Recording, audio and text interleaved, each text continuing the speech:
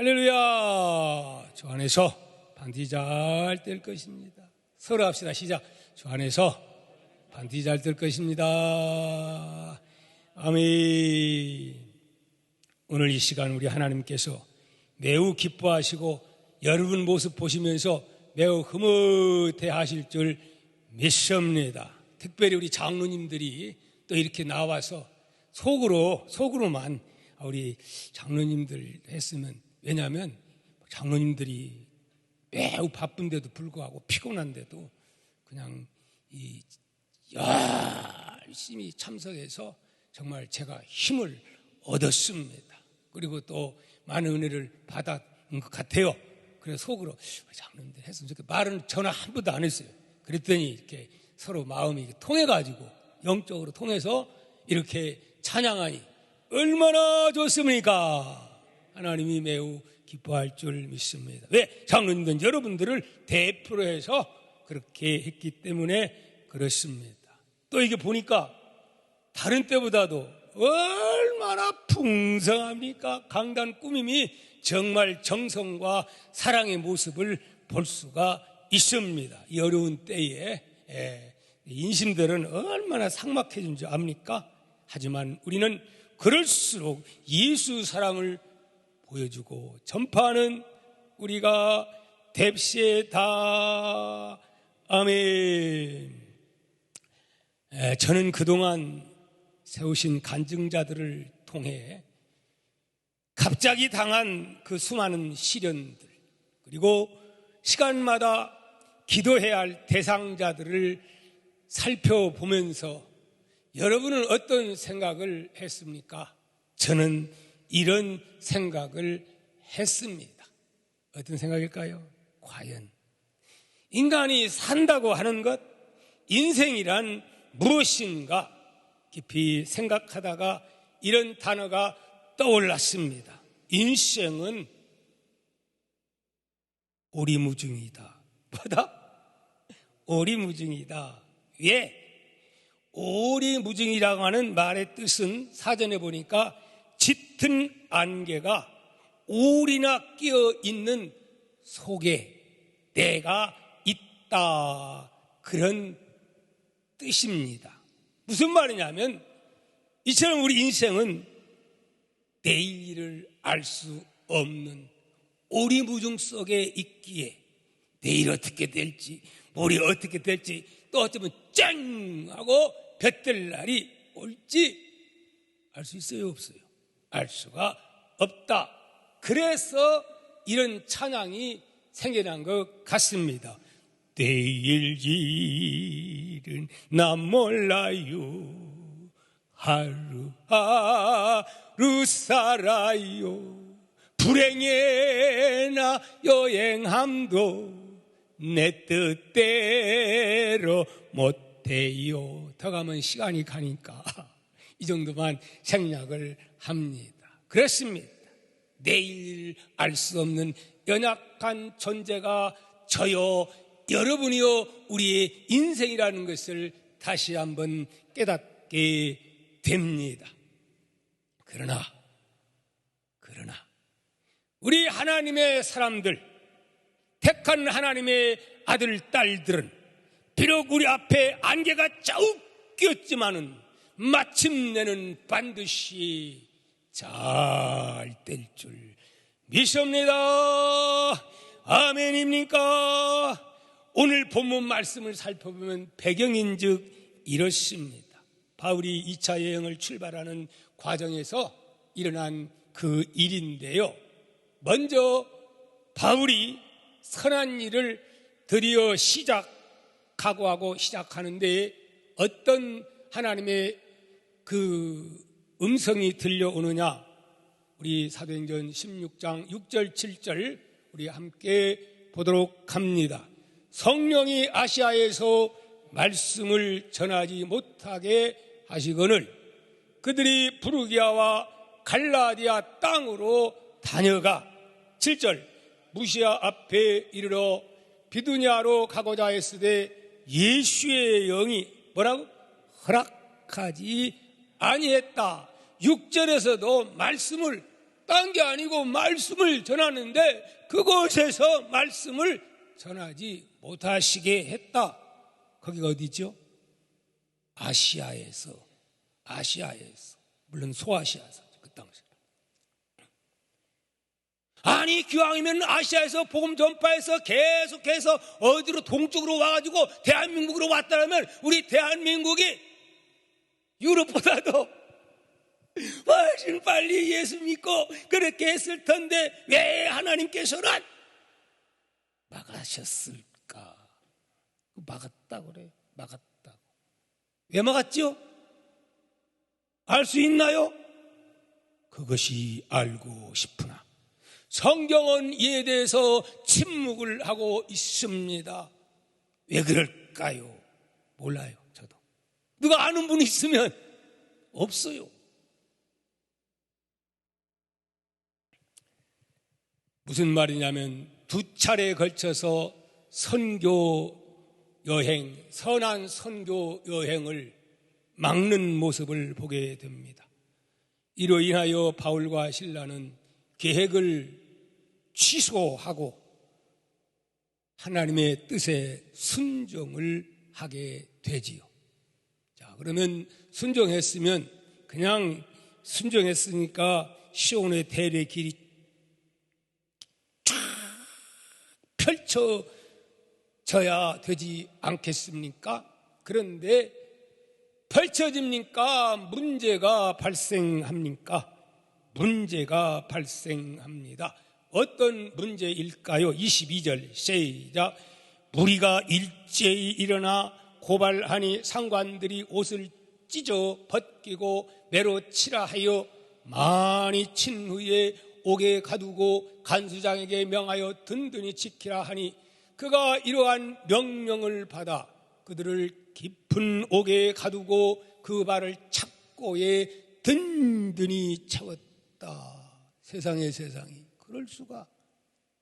말 한마디 항의도 못하고 억울하게 두들겨 맞고 그것도 나쁜 짓 한 것도 아니고 정치적인 일을 한 것도 아니고 불쌍한 귀신 들린 자를 고쳐주었다가 이런 봉변을 당합니다. 자기의 이익이 끊어진 노예처럼 부려먹던 그 악한 자들이 이렇게 중상모략해가지고 결국 바울과 실라는 깊은 감옥에 그것도 착고에 쳐가지고 도저히 소망이 없는 그러한 인생이 되어버리고 말았다고 하는 말씀입니다.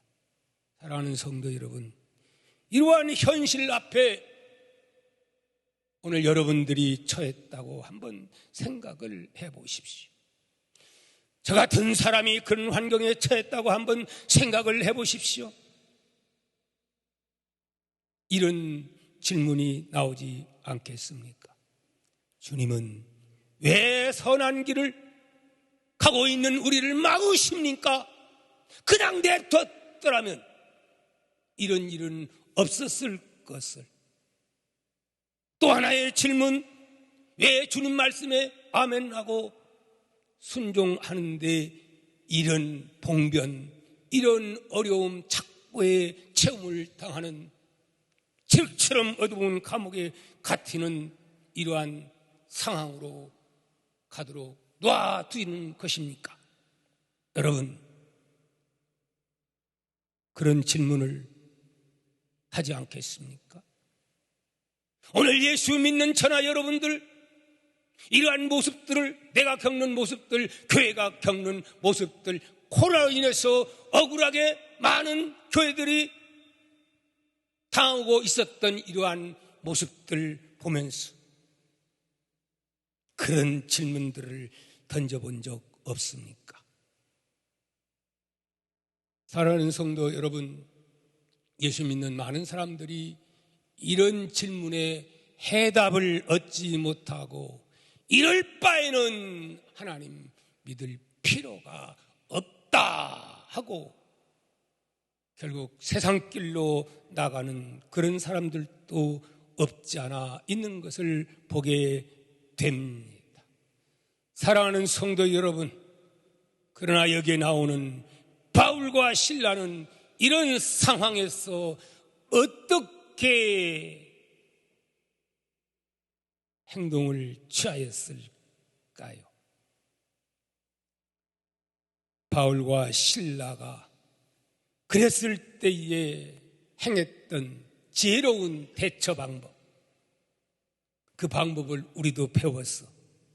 그들의 승리가 우리의 승리, 여러분의 승리로 바꿔지기를 축복합니다. 여러분, 이런 때에 두 종류로 나눠집니다. 뭐야, 이 하나님 말씀 순종했는데 그러면서 하나님을 향하여 삿대질을 하면서 불평과 원망하는 그런 사람들이 있을 수가 있고, 그럼에도 불구하고 아니야, 뭔가 아버지의 크신 계획이 있을 거야. 하나님은 내 생각보다 훨씬 2배, 3배, 10배, 100배, 아니 1000배 그거 가지고도 부족하지요. 더 이상 나에 대한 그림을 크게 그리고 계시는 우리 하나님이시기 때문에 우리가 매 예배 시간 때마다 무슨 이야기를 합니까? 주 안에서 반드시 잘 될 것입니다를 외치는 그 믿음을 가진 자는 바로 그렇게 하나님이 통치하심을 믿고 따라갑시다. 긍정적인 수용의 태도를 가지게 됩니다. 무슨 태도? 긍정적인 그 자체 그대로 받아들이는 긍정적인 그 자세 말입니다. 여러분, 22절을 다시 한번 보시기 바랍니다. 무리가 일제히 일어나 고발나니 상관들이 옷을 찢어 벗기고 매로 치라 하여. 얼마나 억울합니까? 그랬을 때 그들은, 바울 사도는 혹시 신라가 사도님 하고 막 그러려고 하지 않았겠습니까? 하지만은 여보게 뭔가 아버지의 큰 뜻이 있을 거야 하면서 어떻게 자세를 하나님 말씀에 아멘 하고 따릅시다. 아멘. 그렇게 순종을 했다 이 말입니다. 왜냐하면 하나님은 우리 생각보다 100배, 1000배, 만배, 우리 눈은 여기까지밖에 못 보지만 하나님은 더 멀리, 나의 가는 그 길을 더 멀리, 어디까지 멀리, 영원한 하나님 나라까지 여러분 저를 지켜보고 여러분들을 지켜보고 계신다는 사실을 여러분 아셔야 합니다. 오늘 넘어졌다 할지라도 이게 끝나는 게 아니기 때문에 다시 일어나서 걸어가게 되면 되는 줄 믿습니다. 아멘입니까? 크신 하나님을 믿는다면, 전지전능하신 그 아버지, 우주 만물을 만드신 그분이 지금 통치하고 계신다면 긍정적인 수용의 태도를 가질 수밖에 없는 줄 믿습니다. 이번 다니엘 기도를 통해서 많은 간증자들이 나와서 실제 자기들이 겪었던 간증들을 많이 하는 것을 우리는 보았습니다. 그리고 때로는 함께 울기도 하고, 때로는 웃기도 하고, 때로는 새로운 힘과 용기와 담력도 얻기도 했습니다. 저는 참 많은 은혜를 받았습니다. 그 가운데서 특별히 17자, 다 말하면 너무 많으니까 17차에 한정원 그 체육교사에 대한 간증을 여러분 보셨지요? 그러니까 그제지요. 그제. 그분은 의적 골퍼로 알려진 그 장애인입니다. 그런데 처음부터 장애인이었어요? 아니에요. 그는 이제 뭐 환경은 별로 안 좋았던 것 같아요. 그래서 또 이 교사되는 그런 그 고시를, 임용고시를 몇 번 쳐가지고 나이 오래 들어가지고 겨우 이제 체육교사로 이제 합격이 됐는데 어디를 가게 되죠? 이제 가서 그들을 이제 수련회 갔다가 오다가 바다 구경하고 내려서 오는데 갑자기 거대한 사람을 태운 이 버스가 역주행을 해가지고 이들을 그냥 문대버린 거예요. 그래서 두 사람은 밖으로 뛰쳐나가 버리고 그냥 뛰쳐나가고 그래서 두 사람은 밑바닥에 깔려버리게 된 겁니다. 밑바닥에 깔린 분이 여기 한정은 체육교사인 것이지요. 그래서 기절했다가 눈 떠보니까 어디요? 중환자실이요. 중환자실에서 이렇게 보니까 너무 비참한 거예요. 그러면서 의사가 그런 얘기 한다는 거예요. 지금 놔두면 안 되니까 막 썩어가기 때문에 지금 빨리 잘라야 된다고. 그래서 하나님 앞에 자르면 안 됩니다. 왜 나를 이렇게 해야 됩니까? 그러면서 하나님 앞에 중환자에 기도했다는 거예요. 그랬더니 환상이 나타나게 되었는데 이런 모습을 봤다고 합니다. 큰 어른 그림자가 있고 어린 아이가 그 손을 잡고 있는데 자기를 왼쪽 다리가 없는 거예요. 그래서 하나님께 다리 가지 말라고 막 예언을 했다고 합니다. 환상에서. 근데 하나님께서 음성을 들려주기를 내가 새 신을 주겠다. 그런 음성을 들리더라는 거예요. 새 신을. 근데 그러고 나서 결국은 어떻게 되냐? 잘라라는 거지. 결국은 자르게 되었고 하나님 앞에 눈물 뿌리면서 제발 자르지 않게 해달라고 그렇게 했는데 하나님은 이 기도를 들어주지 아니하시고 근데 그렇게 하다가 기도를 바꿨다고 해요. 하나님 그러면 무슨 뜻이 있습니까? 아버지의 뜻대로 되게 하옵소서. 할렐루야.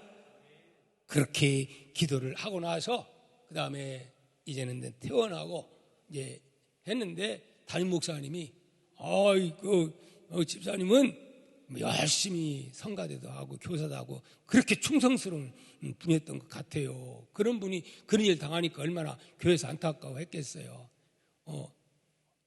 그러니까 한번 그 장애인 그 올림픽 대회에 한번 골프로 한번 나가보지. 그러니까 갑자기 입에서 아멘 그 소리가 나왔다는 거예요. 아멘. 그러고 나서 해놓고 보니까 자기도 미친 사람 같더라.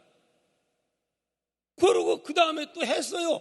해가지고 뭐 놀라운 일들이 막 일어나요. 신기한 일들이, 초인적인 일들이 일어나요. 그것만 한 게 아니고 결국은 그분은 3개월 만에 뭐 휠체어 테니스 대회 나가지고 세상에 3개월 만에 금메달 땄대요. 그리고 2016년에는 조정 국가대표를 했고 2018년에는 배드민턴 대회 나가지고 장애자 금메달 따냈고 2019년에 장애자들 골프 대회에 가서 금메달을 땄어요. 이건 있을 수 없는 신기한 일들이 일어나가지고 자기도 이거 이해가 안 되는 거예요. 예? 그래서 하나님께 질문하기를 하나님 그렇구나. 나를 통해서 건강한 잃고 낙심과 좌절 가운데 있는 그들에게 새로운 소망을 부어주기 위해서 하나님께서 이 길로 나를 이끌어가고 계시는구나. 할렐루야. 그러면서 절망 가운데 있는 자살지경에 있는 사람들이 자살을 포기하고 주님을 믿고 새로 도전하는 분들이 너무 많다고 하는 그런 이야기를 들었습니다. 평범했더라면 그냥 평범하게 끝난 거지요. 제가 간증자들을 보면서 느끼는 것, 왜 나는 이 정도인가? 왜 나는 이 정도인가? 어떤 분들은 우리 교회보다 훨씬 짧은데 뭐 몇 천 명, 몇 만 명 이렇게 모이는데 가만히 생각해 보니까 나는 별로 고생을 안 한 것 같아.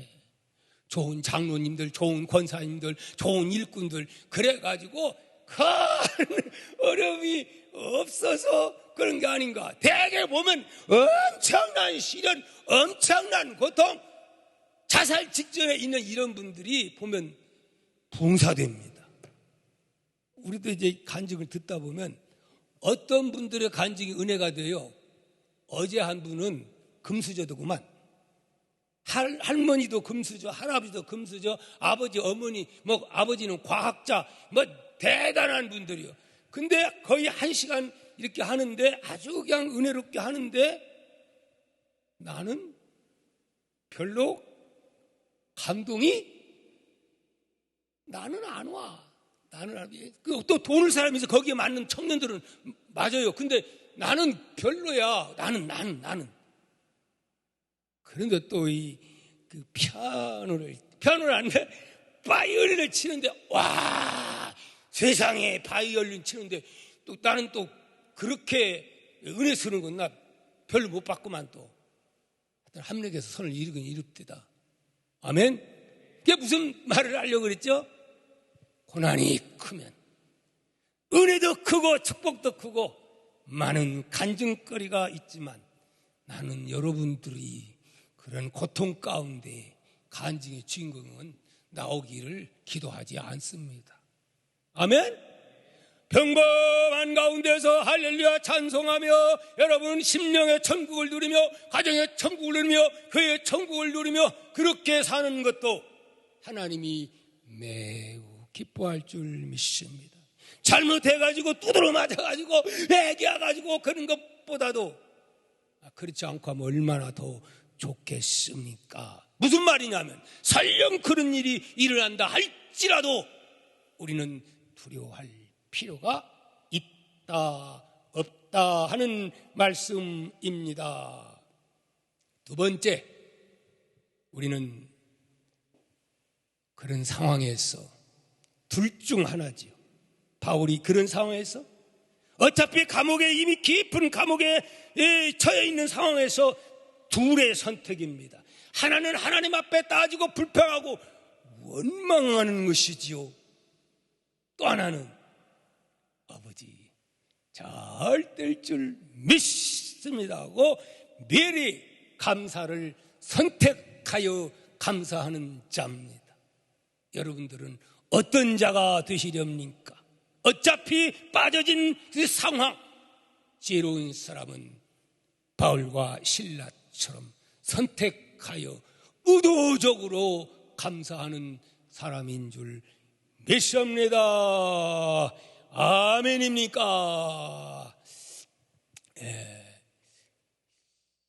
데이비드 깁슨이 쓴 인생 전도서를 보면 이런 내용이 있습니다. 한 그 문단을 읽어드립니다.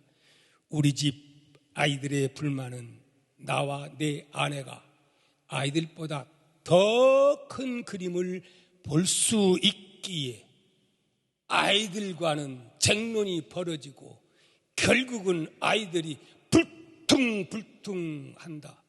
이것이 나는 가슴 아프다. 이해가 가요 안 가요? 부모의 마음은 이미 어린 아이에 비해서 훨씬 더 멀리 보고 큰 그림을 그리고 그렇게 해서 이야기를 하는데 나이가 드신 인생을 오래오래 산 사람들은 이 인생을 다 겪었기 때문에 뻔하거든 그 길을.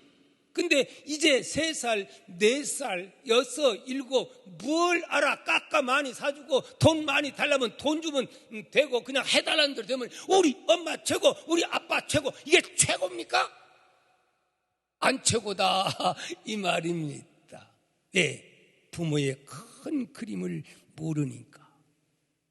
때로는 우리 앞길에 이러한 장애가 있을 때 하나님은 큰 그림, 저는 오늘 오전에 그걸 바둑으로 비유를 했습니다. 여러분, 바둑 들 줄 알아요? 바둑. 제가 전사가 그 신학교 2학년 때 우리 옆집에 바둑 잘 뜨는 그 형님뻘 되는 분이 있고 또 그의 형이 있어요. 네, 그래서 둘이 이리 와봐요. 우리 이거 한번 합시다 해가지고 배웠는데 얼마나 바둑 뛰면요 시간이 잘 가는지 거기에 미치면은 밤새 바둑을 뛰어도 눈이 말똥말똥해. 철야하면 막 졸리는데 바둑 뛰면 안 졸립니다. 그래가지고 도저히 안 되게 돼서 이건 회개하고 끊었습니다. 그 다음부터는 다시는 안 하는데요. 거기 보면요, 이제 처음 시작하는 사람하고 벌써 한 5급, 6급, 저는 그때 한 7, 8급 됐을 거예요. 이게 달라요. 또 6, 7급 됐을 때하고 단하고 비하면요, 게임이 안 돼요. 나는 여기다 이거 몇 개 잡아먹으려고 딱 이러는데 그 사람은 빙긋이 여기다 탁, 여기다 탁, 탁, 탁. 알 수가 없어요, 도대체가.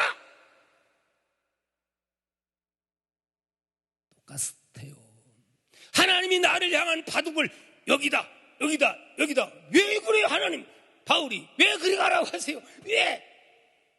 믿고 따라와. 그래서 훈수라는 게 참 중요한. 훈수하다가 뺨 맞기도 하지만,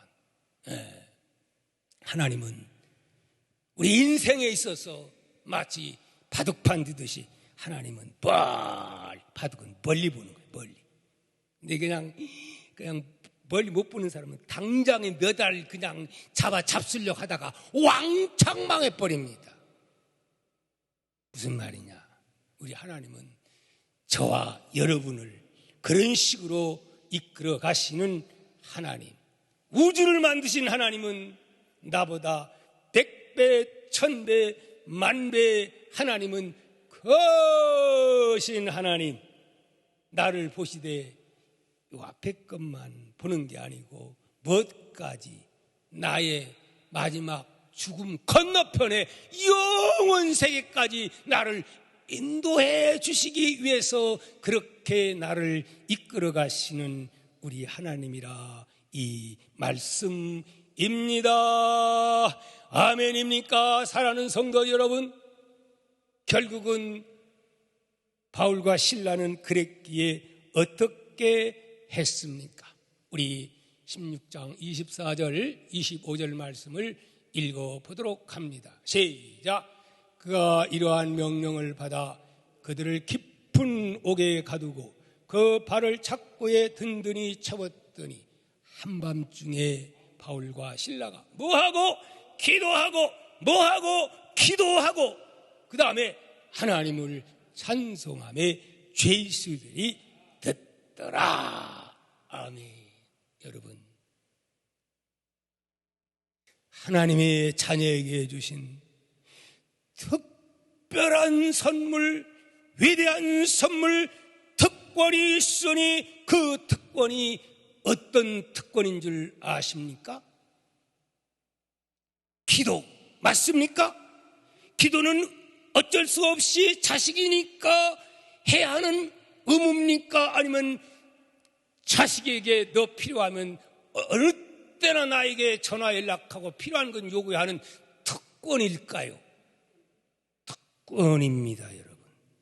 의무가 아닙니다, 여러분.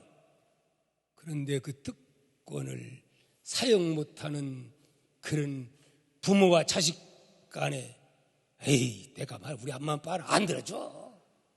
이런 관계 속에 있는 사람들도 있으니 그게 아니라 우리 아버지, 우리 엄마는 필요하면 이것이 꼭 필요한 것이라면 다 주시는 우리 어머니, 우리 아버지야. 그리고 우리 어머니, 아버지는 부자시오. 할렐루야. 믿습니까? 우리에게는 이런 특권이 있어요. 바울은 이걸 알았기 때문에 어떻게 했어요? 바울과 실라는 한밤에, 깊은 밤에 불평하고 원망하는 게 아니고 하나님께 뭐 했더라? 기도했더라. 하나님 아버지, 무슨 기도했을까요? 나를 이곳에서 빨리 보내주세요. 이렇게 기도했을까요? 나는 물어봤어요, 바울한테. 그랬더니 이렇게 말했다고 영적으로 들려주었어. 어떻게? 아버지, 여기에 아버지의 큰 그림이 무엇입니까? 어떤 뜻이 있습니까? 아버지의 뜻대로 나를 이끌어 주옵소서. 감당할 수 있는 능력을 주옵소서. 할렐루야. 그랬더니 하나님 아버지가 오냐, 알았다, 너에게 능력을 부어주마. 듣는 순간 무엇이 배짱이 두둑해지면서 여기에 힘이 올라오는데 능력이 올라옵니다. 능력이 올라오니까 근심 걱정 사라지고 저들이 불쌍히 여겨집니다. 그러면서 뭐가? 감사가 나오는 겁니다. 찬송이 나오는 겁니다. 울부짖는 그런 슬픈 찬송이 아니라 감격의, 감사의 찬송인 줄 믿습니다.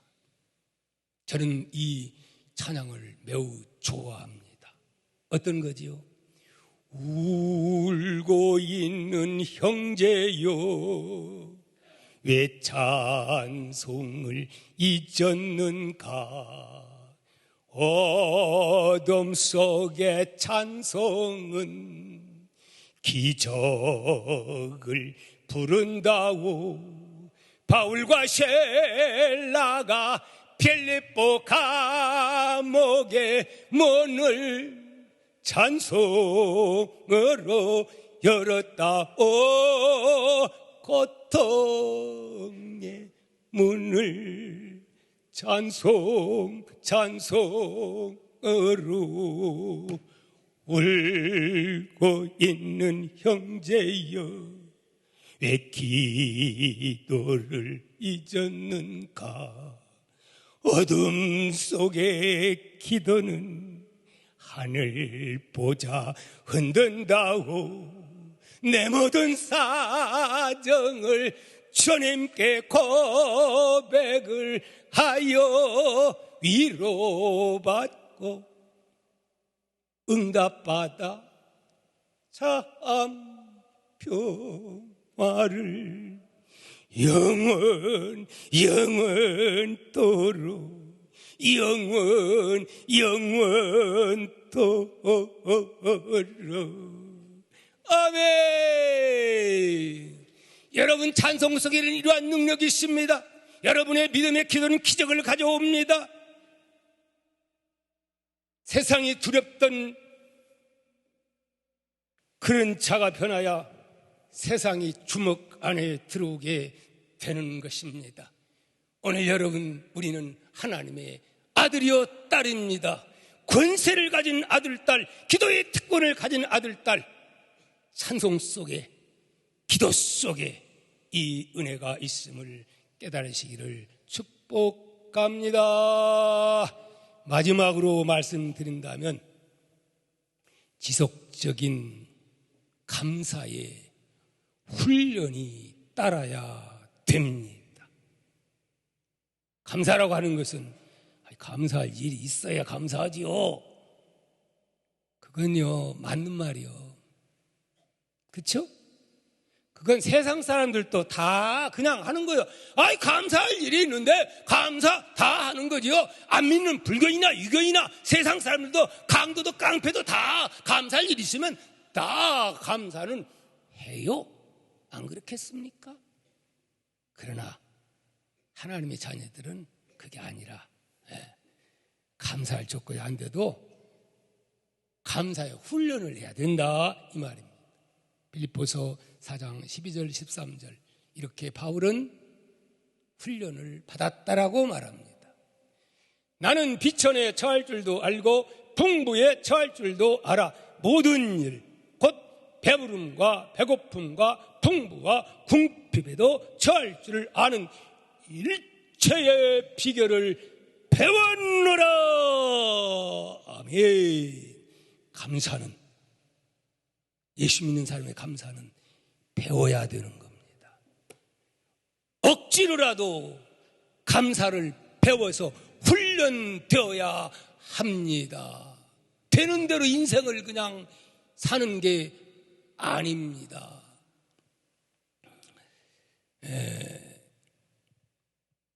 이번에 간증자들을 보면서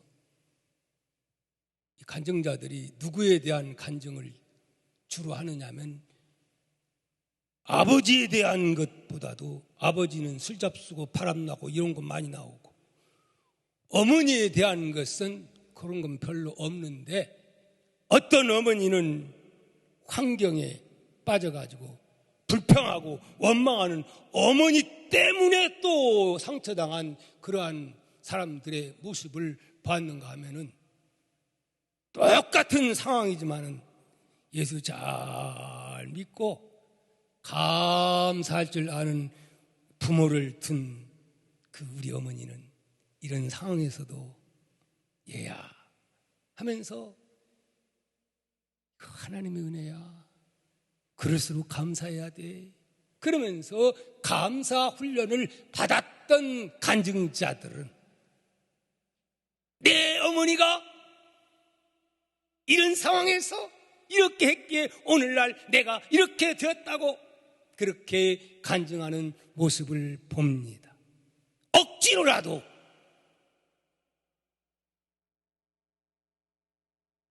감사를 훈련하면 습관화되면 감사가 막 습관이 돼야 돼. 말이라는 것은 습관이 돼야 돼. 사랑합니다. 감사합니다. 고맙습니다. 자꾸 이렇게 습관 들이면 그 인생은 그렇게 되어가는 거예요. 근데 매사에 불퉁불퉁 어디 가가지고도 봐도 꼭 뭐만 봐.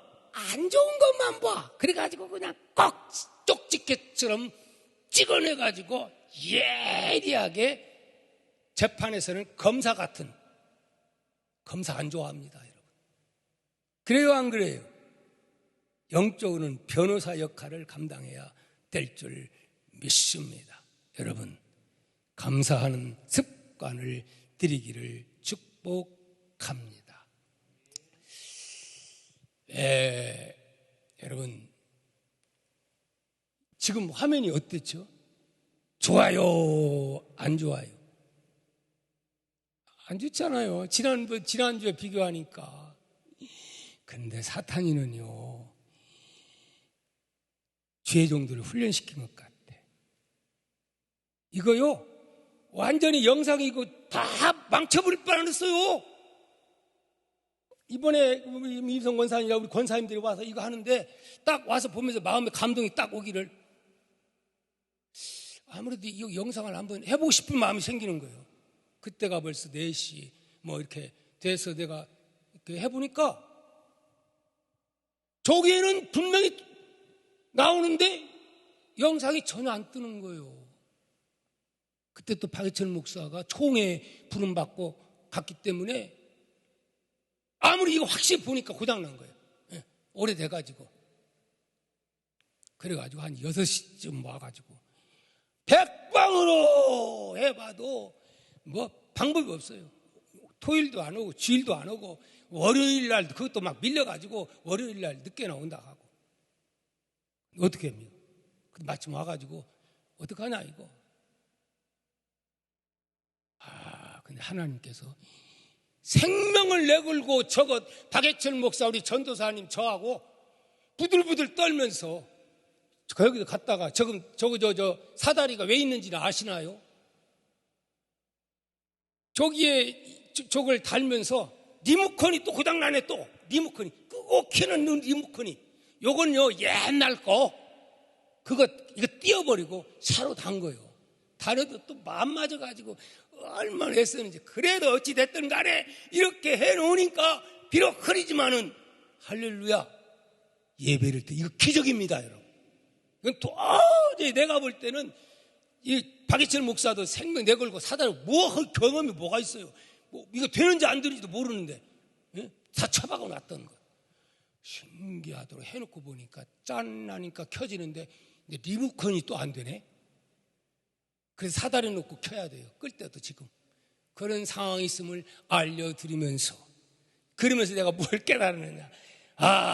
이것도 교육자로서의 하나님이 비상시에 이렇게 훈련을 시키고 있구나. 아멘. 여러분, 면역성이 참 중요합니다. 면역성.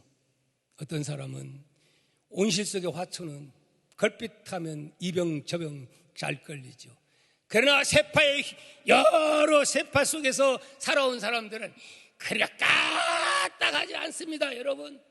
근데 별것도 아닌 일에 상처받고 쓰러지고 자빠지고 자살해버리는가 하면은 어떤 사람은 사골세방에서 정말 누가 봐도 어려운 상황 가운데서 할렐루야 주 안에 있는 나에게 뭐가 이렇게 다른 겁니까? 면역성입니다. 습관입니다. 감사의 습관은 어떻게 나를 행복한 인생으로 모든 내 신초 구조를 그렇게 만들어가게 되는 것입니다. 저는 목욕할 때 뜨신 물을 갖다 머리다 적시면 포근한 온몸이 풀어지고 운동했다가도 이때 떠난 물을 대고 이렇게 샤워하면 그렇게 기분이 좋습니다. 근데 뜨신 물만 하지 않고 그 다음에는 그 차가운 물을 또 머리다가 이렇게 대가지고서 또 처음에는 어쭈 그러다가 자꾸 뜨신 물 찬물 하면 그 다음에 어떻게 하죠? 그게 그겁니다. 인생의 비결이 여기에 있음을 아시기를 바랍니다. 그렇기 때문에 바울은 뭐라고? 나는 궁핍에 처할 줄 아는 비결, 풍부에 처할 줄 아는 비결을 배웠노라. 열심히 그 비결을 바울 사도는 배웠기 때문에 바로 바울과 신라가 감옥에서 이 어려움 겪는 것도 무엇을 궁핍에 처하고 고난에 처할 줄 아는 비결을 배웠기에 온 세계 다니면서 두려워하지 아니하고 복음을 전파할 수가 있었다 하는 말씀입니다. 누가 뭐라 해도 죽음도 두렵지 않는 거예요. 이런 풍파를 겪었기 때문에 그렇습니다. 그런 자에게 13절 어떤 역사가 시작 내게 능력 주신 자 안에서 내가 모든 것을 할 수 있느니라. 아멘. 그런 자에게 하나님은 됐다. 하나님이 능력을 부어준다고 말씀을 하고 있습니다. 여러분, 우리는 어떤 상황에서나 고난이 올수록 그때 나의 시선이 어디를 향하는가? 감옥에서 두드러 맞고 온몸이 만신창이 된 상황에서 내 모습 꼬라지를 보면 뭐가 나와요? 불평과 원망이 나옵니다. 그러나 그들은 내 꼬라지를 보지 않고 누구를 봐서 눈을 떠서 예수 그리스도의 시선을 집중합니다. 우리는 환경 당할 때 내 시선이 누구를 향하느냐가 매우 중요합니다. 주님과 시선이 맞닿을 때, 내 영안이 열릴 때에 그때부터 주님은 나를 통해서 기적을 행하시고 위로해 주시고 능력 주시고 힘을 주실 줄 믿습니다. 어떤 분은 그랬습니다. 기쁨은 고통의 부재가 아니고 하나님의 임재를 깨닫는 것이다. 기쁨은 감옥이 없어질 때가 아니다. 하나님의 임재가 있을 때, 나와 하나님과 시선을 마주칠 때, 그때가 바로 나에게 가장 행복한 때이다. 저는 지금까지 목회하면서 요즘 제일 행복합니다. 왜 행복하느냐? 어렵지만 하나님 앞에 나와서 아버지 하고 이렇게 이 코로나 때문에 활동 못하고 했던 그 문제를 가지고 뭐 다른 방법 없잖아요.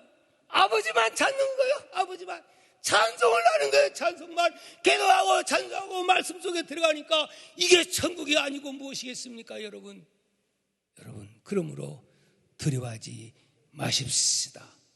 감사 여러분 훈련합시다. 그리고 여러분 자녀들도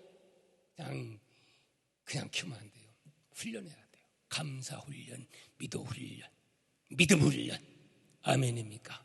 이 놀라운 축복의 역사가 우리 모두에게 주어지기를. 그래서 결론은 뭐냐? 바로 하나님은 왜 네가 유럽으로 못 가겠느냐?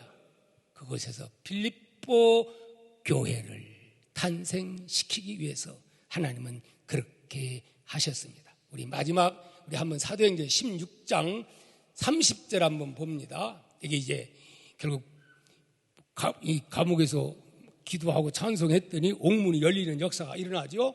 그랬더니 이 간수가 검을 빼가지고 자살하려고 하죠. 왜? 다 도망간 줄 알고 가보니까 문이 열려 다 도망간 줄 알았거든요. 그랬더니 가서 어이 자살하지 말라 그렇게 말해줘요. 그랬더니 30절 시작. 그들을 데리고 나가 이르되 선생들이여 내가 어떻게 하여야 구원을 받으리까 하거늘 이르되 주 예수를 믿으라 그리하면 너와 내 집이 구원을 받으리라. 아멘. 이 말씀의 은혜를 받고 34절입니다. 그들을 데리고 자기 집에 올라가서 음식을 차려주고 그와 온 집안이 하나님을 믿음으로 크게 기뻐하니라. 온 식구가 또 많은 가족들을 불러놓고 누가 바울이 복음을 전파합니다. 온 가족이 구원을 받게 되고 여기에서 필립보 교회가 탄생되었다 하는 말씀입니다. 여러분 어떤 상황에서도 긍정적인 자세를 수용하는 여러분 되시기를 바랍니다. 감사. 그럼에도 불구하고 우리는 감사를 선택해야 됩니다. 그리고 지속적인 감사의 훈련을 우리는 받아야 될 줄 믿습니다. 아멘. 우리 다음